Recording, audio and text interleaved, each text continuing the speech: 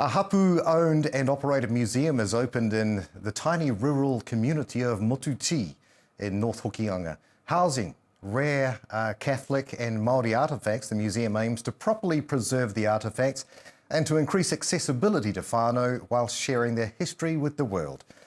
Whātitiri te wake with this report.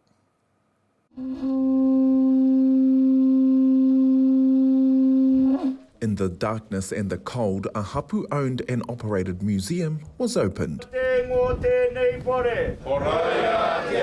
The marae packed out with descendants from across Hokianga, all wanting to bear witness to their ancestral artefacts. It was a story about us, and it was a story about us from the time of Bishop Pompelia and our tupuna, who were the first catechists Māori, and then to us here. A facility that housed, yes, of course, some very significant treasures. Our own taonga, mere paunamu, toko toko, kahu kiwi, ngā tohinga ngā tupuna, writings of our tupuna, pictures of our tupuna, the voices and the sounds of our tupuna on the audio-visual materials. Curator Whina Te Whiu says it's been 8 years in the making, a labour of love. The museum not only caring for local treasures, but doubles as a research centre. A relatively large collection of photographs of taonga Māori. I like the ads, the tuki. There's a lot of katorika information relating to Māori as well as Aotearoa.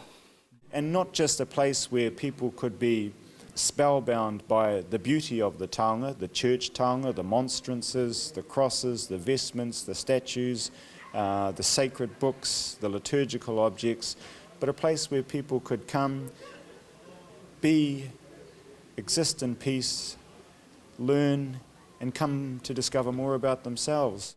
The museum was the brainchild of the late Pāhina Raiātea, who had a vision to protect the local stories for coming generations and to bridge the gap between religion and teaomaori. There are not many hapū, there are not many iwi that are building something like this that is ultimately ours.